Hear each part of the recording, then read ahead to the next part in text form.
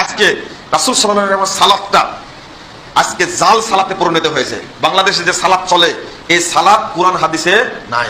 অধিকাংশ মসজিদে যে সালাত পড়া হয়, এই সালাত রাসূল সাল্লাল্লাহু আলাইহি ওয়াসাল্লামের সালাত না। কিন্তু আল্লাহ রাসূল শর্ত করেছেন কি, সল্লু কামা রাআইতুমুনি উসাল্লি, তোমরা ওইভাবেই সালাত আদায় করো যেভাবে আমাকে সালাত আদায় করতে দেখছো। যে সালাত চালু আছে, এই সালাত হলো গাঁজাখড়ি সালাত, এই ভাষাটা উল্লেখ করছে একবার। এই সালাত নবীর সালাত না। যে সালাত চালু আছে, এই সালাত হলো গাঁজাখড়ি সালাত।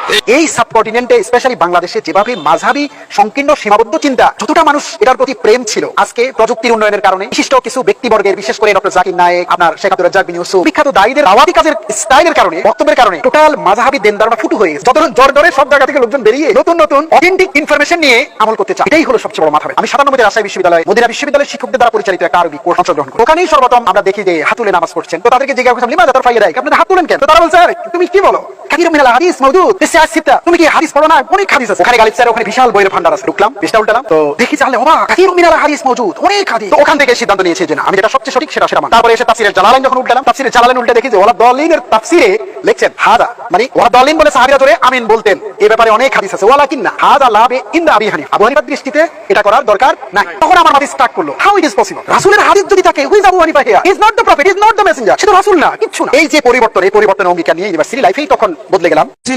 পৃথিবীতে এমন কোন মায়ের বেটা নাই যে তাদের সামনে বসে তাদের নামাজকে জাল প্রমাণ করতে পারে। আমি তার চ্যালেঞ্জ গ্রহণ করে উল্টো আমি ওপেন 10 লক্ষ টাকা আমার পক্ষ থেকে চ্যালেঞ্জ ঘোষণা করা হলো। 10 লক্ষ টাকা। এখন আমি যে হাদিসগুলো বলবো, হানাফি মাযহাবের প্রত্যেকটা হাদিস জাল। হানাফি মাযহাবের যে সালাত, যেই হাদিসের উপর ভিত্তি করে তারা সালাত আদায় করে, সেই হাদিসগুলো জাল। আমরা সাধারণ মানুষ যাদের পর্যাপ্ত ইলম নাই, আমাদেরকে হানাফি ভাইদের সঠিক রাসূলের সালাতের নিয়ম দাওয়াত দেওয়া এবং তা নিয়ে বিরোধে জড়ানো উচিত। হানাফিদের নামাজ সহিহ না। আমি একদিন বললাম যে ভাই কেন, হানাফিরা নামাজ কি দক্ষিণ মুখে পড়ে নাকি, বিনা অজুতে পড়ে নাকি? নামাজ সহিহ নামাজ আল্লাহু আকবার বলে হানাফিরা কি অন্য কোনো কিছু বলে পড়ে নাকি? কতটুকু গায়রে সহিহ? আর যেটা আমি গায়রে সহিহ পড়ছি, এটা কি তাদের কোনোই দলিল নেই? এই জন্য ভাইরা, আমি যেটা বুঝি, আমার কাছে কেউ বলে আপনি কেমন নামাজ পড়েন, অনেক সময় বলে আপনি কোন নামাজ পছন্দ করেন, আমি আমার মনের কথাটা বলি। একজন মানুষের নামাজের রুহানিয়ত, সে দোয়া পড়ে, ছানাগুলো বিভিন্ন ছানা পড়ে, সেজদায় আল্লাহর সাথে কথা বলে, রুকু সেজদাগুলো সুন্দর করে করে, তার নামাজের মনোযোগ, নামাজের বেলায়াত এটা বাড়ছে, এটা আমার ভালো লাগে। এখন সে এই যে 8-10টা ইকতালিমু আসসালামের রফাদাইন করে কি করে না, এটা নিয়ে আমার খুব একটাই হয় না। আমাকে অনেকে হ্যান্ডশেক করে এক হাতে, আমার মোটেও কষ্ট লাগে না। অনেকে 2 হাতে, আমার মোটেও কষ্ট লাগে না। কারণ মুসাফার ক্ষেত্রে 1 হাত 2 হাত বলা নেই, কাজে 1 হাতে করলে ইনশাআল্লাহ আদায় হবে। আবার তবে ইন্দের যুগে 2 হাতে মুসাফা, এটা হাদিস বুখারীতে আসছে। এতে 2 হাতে করলে কেউ খারাপ হয়ে যাবে, এটা আমি মনে করি না। আর 1 হাতে করলে কেউ খারাপ হয়ে যাবে, এটা আমার বিশ্বাস লাগে না। এটা আমার দুর্বলতা হতে পারে, অথবা আল্লাহ জানেন কি। আমি মনে করি যে ক্ষেত্রে আমাকে একজন লিখেছে যে স্যার আপনার ভিতরে বেদাত আছে, আপনি যে মাঝে মাঝে মোনাজাত করেন, আর এটা আপনি বলেন এটাও ঠিক ওটাও ঠিক, দুটো হইতে পারেন, একটা হবে, এটা তাদের চিন্তা। কিন্তু আমি মনে করি যেখানে দুটো, আমি বিশ্বাস করি, আমি পড়েছি, আহলে যেটা পড়েছি, হাম্বলিটা পড়েছি, হানাফিটা পড়েছি, পড়ে টুড়ে শেষ পর্যন্ত মনে হয় যে এই যে সব বাদ দিয়ে একটাই ঠিক, এই যুক্তিগুলোই ঠিক না। হাদিস সহিহ, আমি বলবো যে আমি এই হাদিস আমল করি, সে ওই হাদিস আমল করি, ব্যাস মিটে গেল। আমি পড়েছি ভাই, বিশ্বাস করেন, কিন্তু হাদিসের সনদ বিচার পর্যন্ত আমি থাকতে চাই। এরপরে দুটো হাদিসই সহিহ, এই হাদিসটা এই যুক্তিতে এটা মানা যাবে না, এই বিষয়গুলোই আমাদেরকে খারাপ জায়গায় নিয়ে যায়। এটা না করে আমরা হাদিসের মতো উদাহরণ, যে ব্যাপারে দুটো হাদিস আছে, আলহামদুলিল্লাহ আমি এটা পালন করছি, ওটা পালন করছে, আমার কাছে বিভিন্ন যুক্তিতে এটা উত্তম মনে হয়েছে, ওর কাছে বিভিন্ন যুক্তিতে ওইটা উত্তম মনে হয়েছে, সবাই আমার বুঝবে, এটা কেন চিন্তা করবো? আমাদের সমস্যা কি? আমি যেটা সহিহ বুঝি ওইটা আপনার বুঝতে হবে, নাহলে আপনি সহিহ হাদিস মানেন না। কিন্তু আপনার ছাড়া আমার বুঝতে আলাদা হইতে পারে, ইবনে বাজের সাথে আলবানি যদি বুঝ ভিন্ন হইতে পারে, আপনার সাথে আমার হলে সমস্যা কি? এই জন্য আমি নামাজের যেটা বুঝি পাই, রুকু সেজদায় গোলমাল করছে, আমি জোরালো বলি। নামাজের কাতারের সামনে দিতেছে, কাতারে ফাঁক রয়েছে, ফাঁকা হয়ে দাঁড়াইছে, যাই নামাজের দোয়া পড়ছে, নামাজের ভিতরে মনোযোগ নেই, রুকু সেজদা নষ্ট, এগুলো আমি বলি, কারণ এগুলো কোনোটা বেদাত, কোনো নামাজ নষ্ট করে। আর যেগুলো ইখতিলাফ, দুটো হাদিস আছে, এগুলো কি? প্রথমে হাত বুকে না নাভিতে, এটা তো নামাজের প্রথম, আল্লাহু আকবার, এখানে কোনো মতভেদ নেই। প্রথম ঝগড়া হলো না হাত বাঁধা নিয়ে। দ্বিতীয় ঝগড়া হলো রুকুতে যাওয়ার সময় রফাদাইন করবো কিনা। তৃতীয় ঝগড়া ঠিক ওই রফাদাইনের কয়েকটা পর্যায়ে, রুকুতে যাওয়ার সময় হাত আগে দেবো না হাঁটু আগে দেবো, ঠিক না? চতুর্থ ঝগড়া দ্বিতীয় সেজদা থেকে উঠে বলবো কিনা। আর ঝগড়া তো বুঝে পাচ্ছি না। এরপরে কোনটি? হাত তো হারাই গেছে। হ্যাঁ, আমিন জোরে বলা, আমিন জোরে বলা, আমি যাচ্ছি। কয়টা গেল? হ্যাঁ, 5টা, আর কি ইশারা 6টা, আর কি সূরা ফাতিহা বাদ রাখিছি। এই যে 6টাকে ফরজ না মুস্তাহাব? মুস্তাহাব। এবং হাতের ইশারায় কোনো ইখতিলাফ নেই। হানাফি মাযহাবের একেবারে মূল কিতাবেই আছে ইশারা করতে হবে। যারা হানাফি নামে ইশারা করেন না তারা মাযহাব জানে না। তবে ইশারার পদ্ধতি আমি এক জায়গায় বলেছি যে এটা হতে পারে, এটা হতে পারে। একজন বলেছে তা হয় কি করে, একটা হবে। কিন্তু মুশকিল হলো ইশারার কথা সহিহ হাদিস আছে 8-10টা মুতাওয়াতির, কিন্তু ইশারা কখন থেকে শুরু হয় কখন শেষ হয় কোনো হাদিসেই নেই। আলেমদের ব্যাখ্যা, তবে আমি আলেমদের ব্যাখ্যা কোনো হাদিসের সমান বানাবো। আমি বলবো ইশারা করতে হবে কারণ হাদিসে আসছে, কিন্তু ইশারা কখন থেকে কখন পর্যন্ত এটা যদি হাদিসে ক্লিয়ার না, এখানে ইজতিহাদের সুযোগ আছে, কাজে একাধিক ইজতিহাদ আমি মেনে নিছি, আমি প্রথম থেকে শেষ পর্যন্ত রাখি।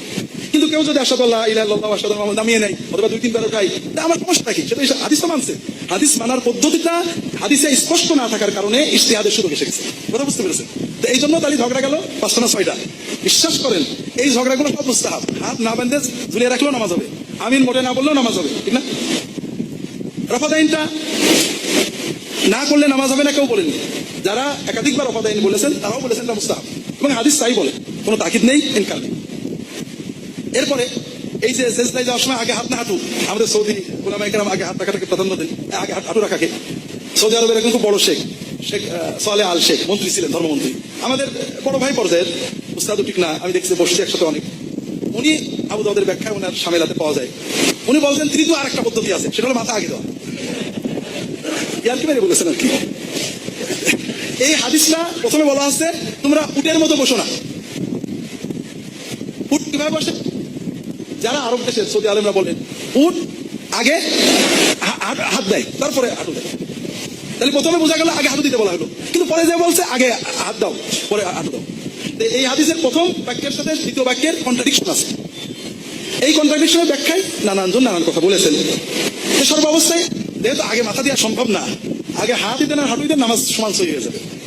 জালসাতুল ইস্তিরা অর্থাৎ প্রথম রাকাতে, দ্বিতীয় রাকাতে এবং চতুর্থ রাকাতে ওঠার সময় বসা, এটা সহিহ হাদিস আছে। আবার না বসে ওঠা সরাসরি, এটাও সহিহ আছে। উলামাদের সমন্বয়ে ইখতিলাফ আছে। সৌদি আলেমরা ইবনে বাজ, বিশেষ করে ইবনে জিবরিন, আমি ওনার কাছে পড়ছি কিছু, উনি এটা লম্বা মাকালা লিখেছেন। তাদের অধিকাংশই এটা মায়লান যে রাসূলুল্লাহ সাল্লাল্লাহু আলাইহি ওয়াসাল্লাম বার্ধক্যের অবস্থায় এটা করতেন, অর্থাৎ একটু বসে তারপর উঠতেন। কাজেই যাদের ওজর নেই তাদের সরাসরি উঠলেই ভালো। আবার অনেক মুহাদ্দিস বলছেন না বসে উঠতে হবে। সর্বাবস্থায় এটা মুস্তাহাব।